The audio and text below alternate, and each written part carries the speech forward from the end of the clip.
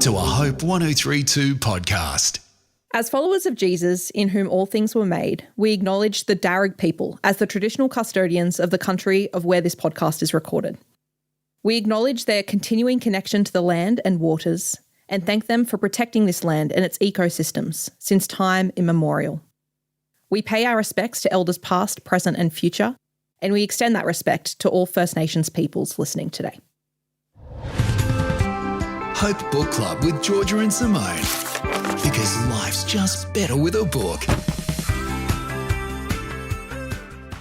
Hi, I'm Georgia. And I'm Simone. And welcome to episode 59 of the Hope Book Club podcast, where we gush about books and talk about literature from a hope-filled Christian lens. We hope this podcast makes you think, makes you laugh, and most of all, makes you read. This episode, we're joined by someone who's no stranger to the hallowed halls of the Hope Book Club, Natasha Moore. Natasha is a senior research fellow at the Centre for Public Christianity and has a PhD in English literature from the University of Cambridge. She was the lead author for The Love of God, How the Church is Better and Worse Than You Ever Imagined, which was the 2020 winner of Australian Christian Book of the Year. And she's also the author of The Pleasures of Pessimism. She recently moved from Sydney to Adelaide, where she lives with her husband and a comically large dog, in her words. And of course, she's the founding member of the Hope Book Club podcast. Natasha, it's an honour to welcome you back. Oh, it's an honour to be here. Thanks for having me, guys. Now, this episode, we're reviewing a book that, Natasha, you have been excited to review all year, even before this came out. So we're so excited to be reviewing, alongside you, Romantic Comedy by Curtis Sittenfeld. Now, a little bit about the book. With a series of heartbreaks under her belt, Sally Mills, a successful scriptwriter for the legendary late-night TV comedy show The Night Owls, has long abandoned the search for love. But when her friend and fellow writer begins to date a glamorous actress, he joins the growing club of interesting but average-looking men who get romantically involved with beautiful women. Sally channels her annoyance into a sketch, poking fun at this social rule, because the reverse never happens for a woman. Then Sally meets Noah, a pop idol with a reputation for dating models, who is the guest host of the show. But this isn't a romantic comedy, it's real life. Would someone like him ever date someone like her? So that's what we'll be discussing today. Simone, a little bit about the author, Curtis Sittenfeld. Curtis Sittenfeld is the best-selling author of 7 novels. Her books have been selected by New York Times, Time, Entertainment Weekly and People for their 10 best books of the year. So that's like a pretty impressive list. And it's also been optioned for television and film, and it's been translated into 30 different languages. But I think the coolest thing about Curtis Sittenfeld is 4 times she's been a Jeopardy answer on the Jeopardy show, which I was waiting for your reaction. Georgia is a huge Jeopardy fan. I did not know that. That is, Talk honestly, about goals. That's life goals, career goals. And she's also once been a word search puzzle. Oh, again. This is great. They're the goals. Oh. That's amazing. Let's get into this discussion because she's written a fantastic book, and as always, it will be spoiler-free. So if you haven't read the book, you're free to keep listening to the episode. Natasha, what were your first impressions of this book? Because I know you really, really loved this one. I did very much enjoy this book. I'm quite a Curtis Sittenfeld fan. I mean, not so much that when you say she's written 7 novels, I'm like, I haven't read 7. So maybe there are some out there that I need to track down. But years ago, I read American Wife, it's still my favorite of hers, I think. It's maybe a bit kind of more dense. This is a very light novel, romantic comedy, a very easy read, very pacey. But I just love her writing. So I was kind of anticipating that it was coming out. I really liked the idea of writing about the romantic comedy genre, which is, I feel was kind of everywhere, at least in films when we were like 20 years ago, kind of 90s, early 2000s. And we've kind of lost it a little bit as a form. It sort of jumped the shark or something, and like we gave up on it. Whereas I like her kind of serious engagement with the form. And what it could be, but it's also just a really sweet book. And from the opening pages, I was like, oh yes, I like this voice. I like this setup of she works at, the the equivalent of Saturday Night Live. And that's a really kind of fun thing to get an insight into. And, the slow setup of the romantic comedy I really enjoyed. Sim, what about you? Because I know that you didn't feel quite as strongly about the book in the end. I still enjoyed the book. I felt like it was really fun read. It was a little lighthearted, but still had some really kind of like deeper moments in there.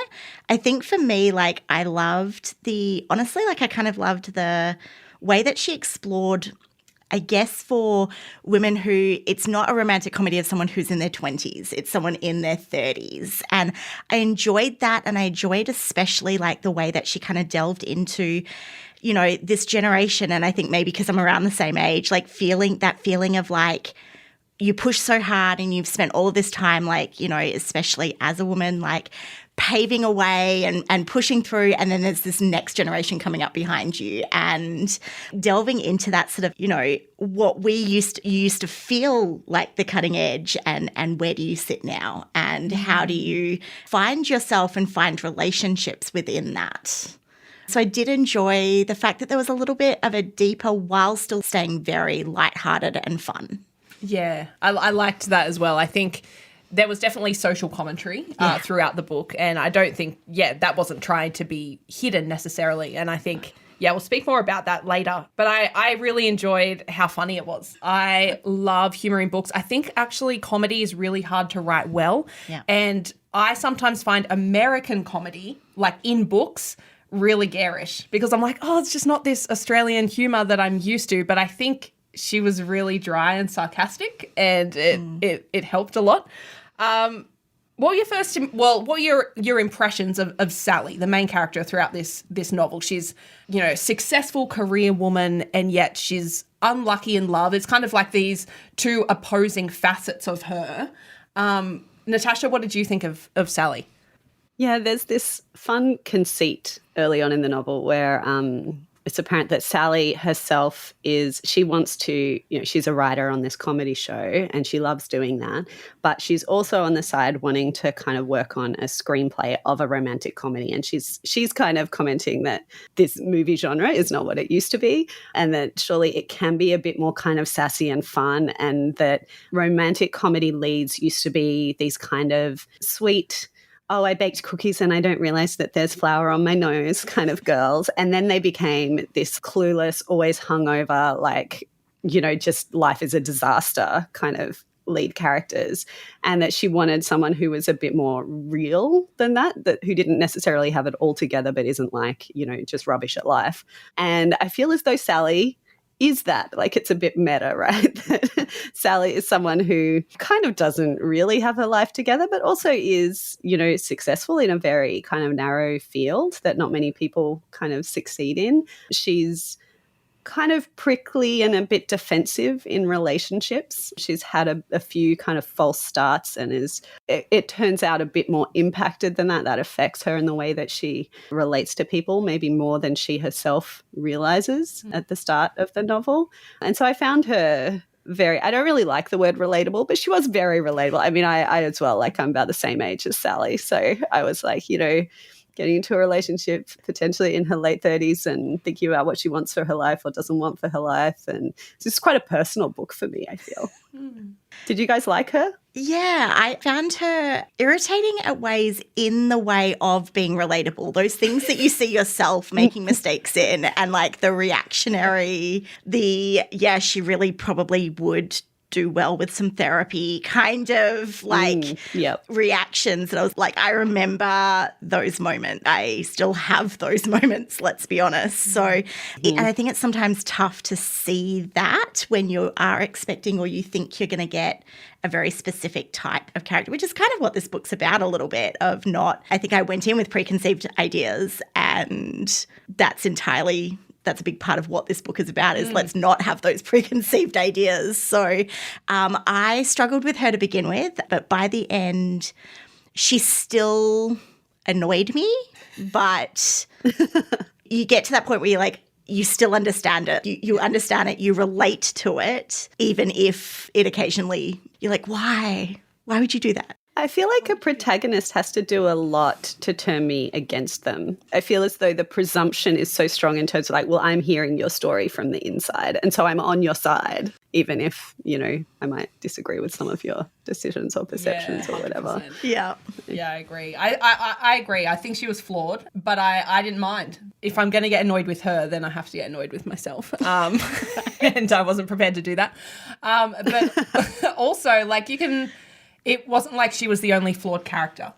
All of everyone that was introduced, you could see that they were human, and I really liked that they actually. Well, except maybe Noah, right? Like, Noah's kind of a bit perfect. Yeah, from Sally's perspective, that's the thing, and I automatically, as soon as Sally was like, "Oh, Noah's this perfect person," and put him on a pedestal, I'm like, "Nah, love." Absolutely Except not. she didn't. Like, she kept insisting that he must be this vapid celebrity and he must be, like a flirt and he must, be shallow and stuff. Yeah, which made me judge Sally more than Noah. Because I feel like she was saying this and she kept trying to believe it, but nothing was showing you that. And so his actual actions and the way that he was portrayed in the book showed him as the pedestal. Meanwhile, she's trying to convince herself otherwise. I think especially in the first half, before we got to know him.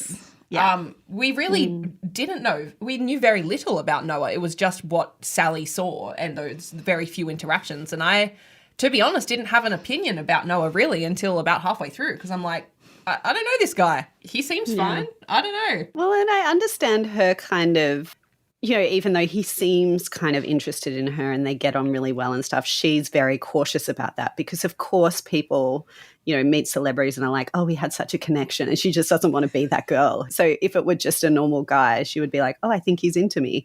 But she's like, that would be so embarrassing for this famous pop star if I thought that, when obviously he's not. Surely he's not. And so she can't quite believe the evidence. The power dynamic is definitely very different, obvious. To normal. Yeah. Sure.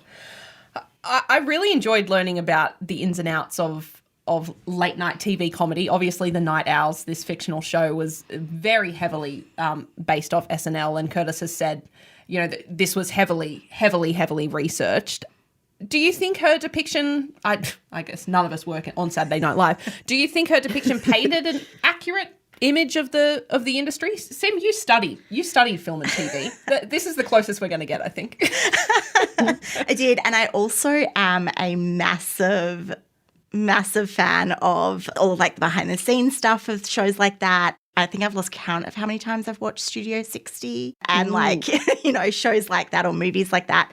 We don't know what it's like, but she isn't also trying to depict exactly Saturday Night Live. Like, this is a version of, and I think she does well. The only thing I'd say is I feel like at times to set that up or explain things, she went over things a few too many times for me. I was like, yep, we got this. But then again, for someone who's never looked at this, watched shows, maybe I come into it with a perspective and I had to remind myself, I've already got in my head an idea of what that's like. And so it's easy to just be like, yeah. Meanwhile, for other people who have no idea, they probably needed a lot more of the descriptions and the examples. And I think she does do that well. One of the things I loved was her going through the timing of a day in a week. Yeah. And then also even like there's one or two scenes where she even shows how like a script is written, cut, edited, all of that, which I think is really good. And in a collaborative environment, I've definitely been in those moments where, you're doing that and it's tough, but it's also great. And it's those, you can see through the way that she talks about it exactly how it would have gone down. And definitely not on a Saturday Night Live thing, but I've definitely been in a situation like that. And it felt fairly accurate. Yeah, it's kind of an Aaron Sorkin thing, right? Like because I'm currently rewatching The West Wing, and I've only seen Studio 60 once, but I really enjoyed it. I must go back to it, which is a very similar kind of setting to this novel. And that whole people kind of working together in a very high pressure environment to pull something off. There's something really compelling about that. And I was just really impressed because if you're a novelist and you're setting yourself kind of a task and a scene and you choose a comedy sketch show, you are setting yourself up to write a lot of jokes. And so that's, not every novelist could do that, right? Those are very different skills if you're not a comic novelist already, which, you know, I suppose she writes quite funny stuff. But I was really impressed that she kind of went through the making of these sketches. And it's not the same on the page, obviously, to how it would look, that, you know, sketch comedy is so physical and so visual. But you could kind of see, like, I was convinced. I don't think I was laughing out loud, but I could see how that would be really funny. And it's fun to see that coming together and the collaboration of it and how people riff off each other. And, you know, that is not something I could ever do. And so I'm kind of quite impressed by both the characters doing it and Sittenfeld being able to write that convincingly to me. I don't know if it'd be convincing to an SNL cast member, but maybe. Well, it's all right. We don't have to find out. Yeah, I agree. I can't imagine place really, really well in novels. Novelists have to work really hard for me to be compelled by a setting, and I feel like my mind's eye, I don't know if it's faulty or whatever. I do have one. I can picture it. It's not great. I feel like I could see the sketches playing out on stage. I remember while reading thinking, this is difficult to do because this is just words, and sketch comedy, as you said, Natasha, is so visual. So the fact that, yeah, they were able to really pull it off, I enjoyed it. And I think you're right. There is something compelling about being on a time crunch. And as a reader, you're with them. You're like, okay, well, we've got, 1.5 days till deadline. How are they going to figure this out? Blah, blah, blah, blah. Yeah, it was really fun in that way. Now, this book is based heavily, well, in Sally's mind at least, heavily on looks, appearances, judging people by their cover, not judging people by their cover. As Christians, what can we take as sort of a message from this book, do you think? Oh, need to think about that for a minute. Give me a sec. I do agree. Like, it is based on looks, but I think it's even deeper than that. For me, I found it was kind of delving into that, not judging others or ourselves based on other people's perspectives or things that outside of ourselves. For instance, Sally judged Noah based on basically like media and the fact that he was famous and that he had allegedly, and would have dated all these models. So there's all of these things like that she judged him on immediately and was like, oh, then automatically, like you were saying, Natasha, of like, I don't want to be that girl that like thinks he's into me because of all of these different things, right? So she automatically may had preconceived ideas, and then she then had preconceived ideas about herself. She had preconceived ideas even about her cast members at times as well, and her other writers and the people in her lives. She automatically did that. And it reminded me of Jesus and how not only did he not judge, but he never let adoration or the Pharisees' negativity and judgment impact who he was and how he was. So for me, like, it was just that really strong reminder of he didn't let, and I don't think we as Christians should let sort of others, it's not necessarily about like others impacting how we think or see ourselves or see others, because I think we do need to still take on feedback and we still need to be aware of who we are and how we come across, but we don't let the highs and the lows. It's sort of like, okay, you're going to laugh at me here, but it reminds me of a quote from Harry Styles, who, of course it does. Let's be honest, I swear heavily influenced this, at least was one of the artists influencing Noah's characters, where he said, if people say you're the greatest thing, don't believe them. And if people say you're the worst thing, don't believe them. It's don't buy into the hype or the negativity. And I think as Christians, we can really grasp onto that, both from our own personal perspectives of who we are, but even our perspective of church, of life, of everything. It's like, let's not buy into this hype and the negativity and just stay true to like what God says. Yeah. Amen to that. That's good. I guess there's a real theme in the novel of kind of vulnerability. And that love requires that to happen. And that, Sally keeps kind of throwing up these roadblocks in getting to know Noah and possibly getting into a relationship with him because she's kind of protecting herself and doesn't want to be laughed at or embarrassed or humiliated. And that kind of ruins things like multiple times as they go along. And, it's interesting because you'd expect that she's the kind of normal down-to-earth person. Like, she's still semi a celebrity. Like, she's in kind of showbiz, but he's like stratospherically famous. So you'd expect for her to be the kind of well-adjusted person and him to be a bit more immature, perhaps, because fame, can mess you up.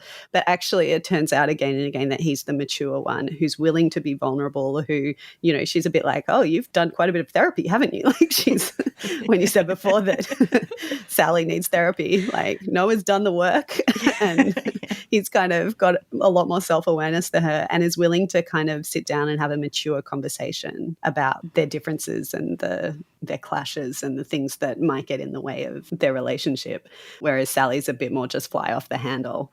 And so I think that kind of, you have to be willing to open yourself up in order to experience love in a real way, in order to connect with anyone in a real way. I feel like that's a fundamentally, from a Christian perspective, something that is much easier to do if your identity is secure in someone's love, in that case, in the love of God. Then it's easier to be like, well, I can kind of make choices to be vulnerable here and to maybe get hurt. And that's a better option than protecting myself always, but therefore not really experiencing anything real. All right, let's talk about specifically the second half of the novel, because we have the first half pre-pandemic, the second half was post-pandemic, well, not post-pandemic, in the pandemic, post-March 2020. And it definitely changed the way that Sally and Noah interacted. Now, Natasha, I know that you found the correspondence during the pandemic specifically endearing because that was kind of somehow reflective of how you started dating your now husband in 2021. Can you share a bit about that? Sure. I mean, I hope it's not a spoiler to say that Sally sends her an email while they're both in lockdown in kind of the early stressful days of COVID, and they start emailing back and forth as though it's, the year 2000. They kind of comment that they haven't written emails this long since back in the early days of email. And the way that they kind of are like stepping around each other and trying to kind of like, they're sharing a lot about themselves, but trying to be funny and make each other laugh and sort of trying to figure out if the other person is interested while not committing too much themselves or making things awkward, and just kind of doing things in that medium. I was like, this feels super familiar because not in 2020, but in early 2021, my now husband and I, who we had like met briefly back in like 2010 in the UK. And we're Facebook friends from then. We were at the same church at the same time back then, but it was a big church. We didn't really know each other. So I didn't know who he was, but he had messaged me because of something that I'd written that had been on Facebook.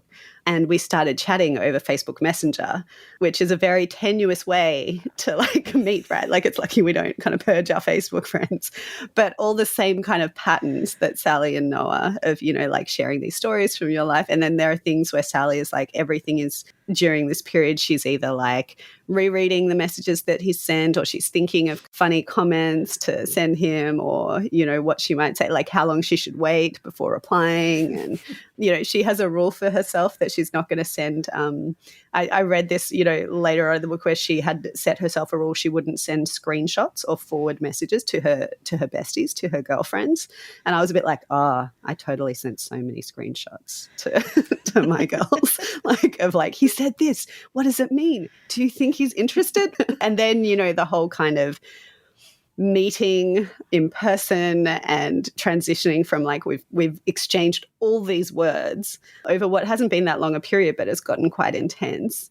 And then the stress and like the pressure of meeting and how nervous you are about that, and is it going to translate into in real life? So, I don't know if that influenced how much I enjoyed this book, that I was like, I see you, sister. I got you. I was say, it sounds very familiar, the story. Yeah. I was kind of the same. Like, I found it sort of interesting. I didn't have a wonderful romance during the pandemic. Unfortunately, I did. I was not expecting one. I did move across the country in the middle of one, but it definitely took me back to like those early 2000s days of like dating. And I experienced a lot of that back then, before you could kind of like screenshot things and send them to your friends to get advice. You were all on your own. Although I don't know if anyone remembers like the MSN chats, and you'd have like multiple, you'd have your friends up on one chat and the person you're trying to impress on the other one. So it definitely brought back. I liked that it was sort of very much that email. Like she could have easily swapped it over to a more modern messenger, or even like going to like Instagram and those sorts of much quicker ways of responding, and that short, sharp kind of back and forth. But she kept it to the emails, and I kind of loved that because it did feel like a bit of a throwback. It also, like, it's so quick to read that section because some of the emails are like one line, but it's a whole page. And so you're just like racing through this whole middle section of the book. Yeah. I think it also paid homage a little bit to the, like, those early days of the pandemic where everything old was new again. Yes. It's almost like, you know, we've all reverted back to email, to making our own bread. It's like all of a sudden, like, things that were like 20, 30 years old. It's like, oh, let's do this again. There was quite a few references and just to like the early days of rom-coms, like the height of rom-coms. You know, You've Got Mail was sort of like a very kind of, you know, those emails, that kind of thing. And it was very Notting Hill-ish. And there was a lot of that rom-com references. Lovely. Yeah, well, also, it is pretty much, you know, a love letter to rom-coms in general. So I did like that, yeah, she peppered that in throughout there. Now, one thing I really like to do after I finish a book I really like is go onto Goodreads and read the 1-star reviews. I don't know why I do this to myself, but I just find it really intriguing as to, you know, people's differing opinions of this book. And especially with a bestseller like romantic comedy, it has like tens of thousands of reviews on Goodreads at this point. But it's still only sitting around the like 3.6, 3.7 stars. I'm like, oh, okay. So it has kind of got a few, you know, lower reviews. A lot of the complaints for this book were people just saying it was too political, which I don't personally agree with. Obviously, it was, you know, set in Trump era America. There's a lot of social commentary, especially on the show, about, you know, social issues. Was there? Like, that's really surprising to me. Well, I think there was towards the start. I think as the book progressed, not really. But again, people like nitpick these things. I was going to say, bizarre. Once you've had one or two of those references, it's going to become a thing. I think it said Donald Trump's name like 3 times. Yeah. And that's it. And that's enough for people to go off. I mean, I guess like SNL was very like on one particular side of that. And so if you're not on the same side as that, then you would find that maybe obnoxious. Well, that's what I kind of found. I think there was a lot of, a lot of negativity. I would be intrigued to know, Natasha, from your perspective, do you think, is it possible for a book to ever not have politics in it? Because me personally, I think that every book we read, including the Bible, is written with the social and political context of the time. You know, people just say, you know, keep politics out of books, keep politics out of this and that. I'm like, I don't think it's that simple. What are your thoughts on that? I mean, that's interesting.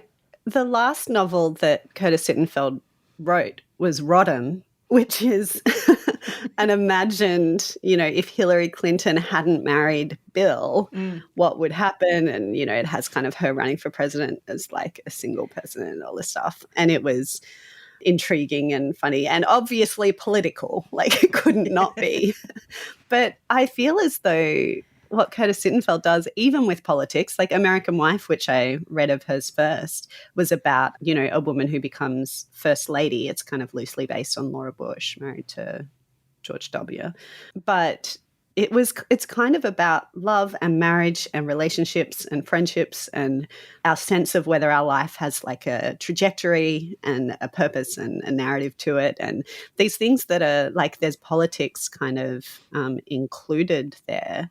But there's deeper human things as well. And I want to resist the sense that politics is like inescapable.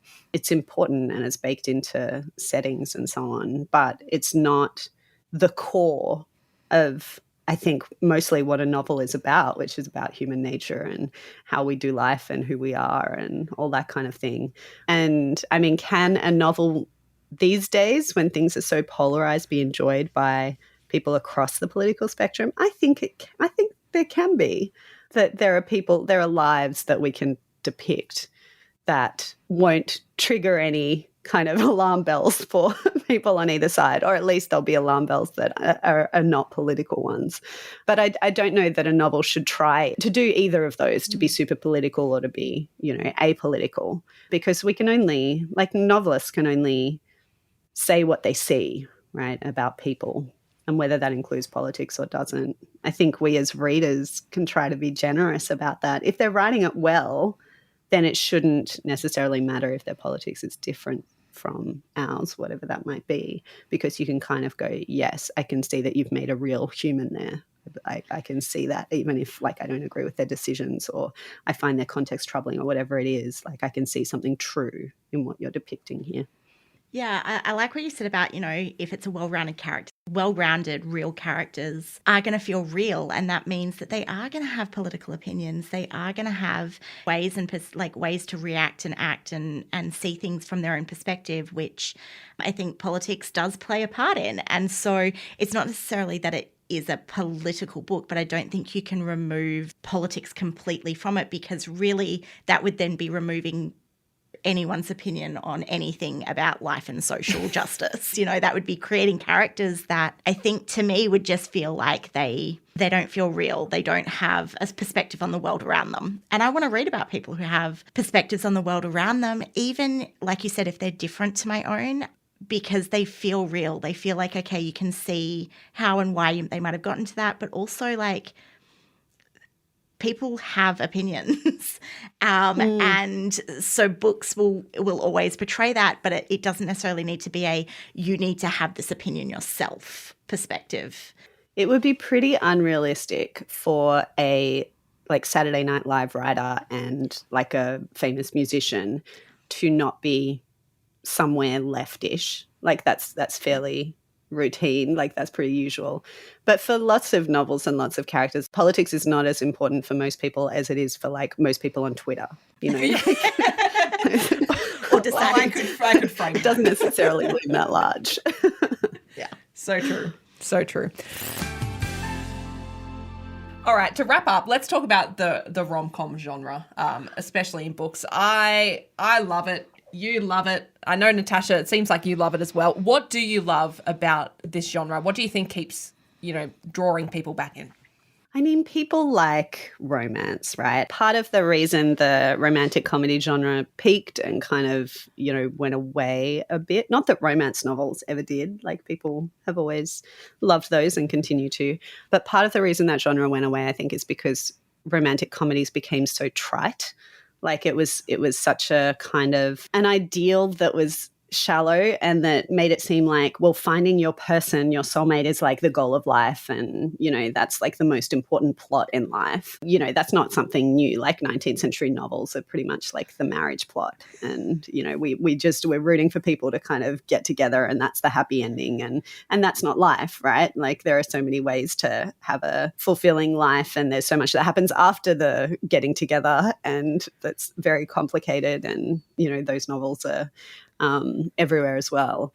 But we just really enjoy that courtship plot and the things that people find out about themselves and about what they think life is good in life and what they want in life along the way. I think there's so much potential for that and, a lightness and a fun, a kind of zest to that doesn't really get old if it's done well. Yeah, I agree with all of that. I also think there's sort of something about rom-coms that really does connections well. It often depicts friendships, it depicts relationships with family, all of that. And so I think like it's one of those genres that it's going to be lighthearted, it's going to, 99% of the time have a happy ending. And so, like it's going to have this kind of wrapped up, like you can feel secure going into it reading, knowing you're probably going to be happy at the end with what happens, or at least there's going to be a happy ending, even if you don't agree with it. But you can still also see and feel those connections between different people. And I think in a world at the moment where sometimes, especially during the pandemic and different times, like a connection was hard and it was difficult. And so rom-coms for me bring various different connections and show and highlight that, which I think is comforting for people. How do you think it stacked up against other rom-com books that you've read, Natasha? I'm trying to think how many rom-com books I've read. I suppose I've read some. Quite unusual, isn't it? Like when I because think of that's a different thing to romance, isn't it? Yeah. Yeah. And, there's an added level to the comedy here because she's a comedy writer. Like it's a romantic comedy as in it's actually kind of funny. It's not just, a light, happy ending kind of tale. I mean, I think it's something like The Rosie Project. Yes, that's exactly what I was just thinking. I was That's a thinking, rom-com. honestly, right? I think Emma is also a rom-com. Yeah, sure. like- I think it, well, you know, I don't know how it stacks up to Emma. That's a lot to ask. We love her, but we don't love her that much.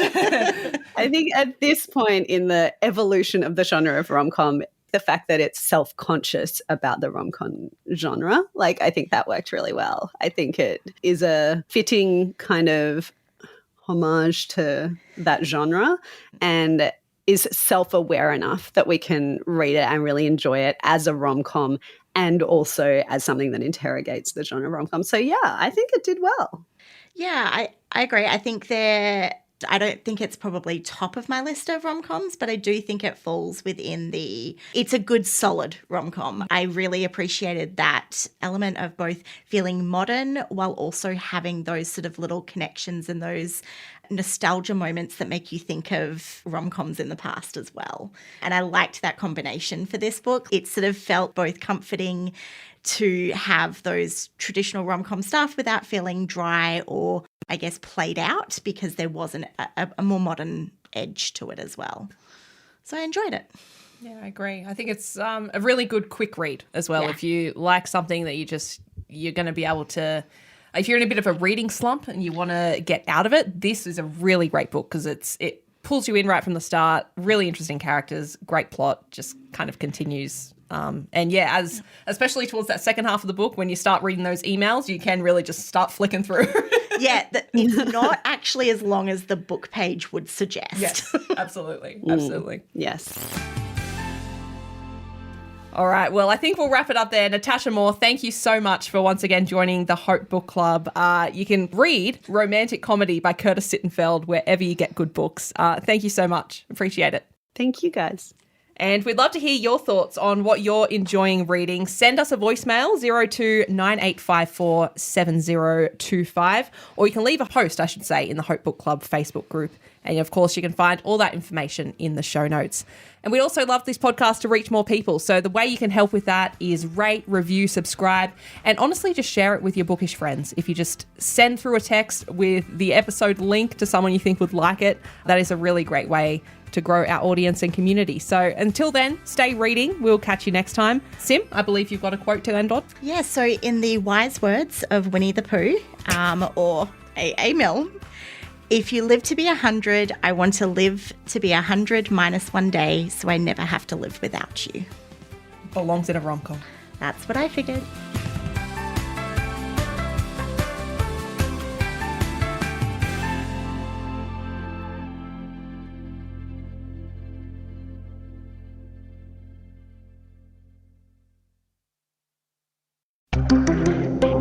Hope 1032. Thanks for listening.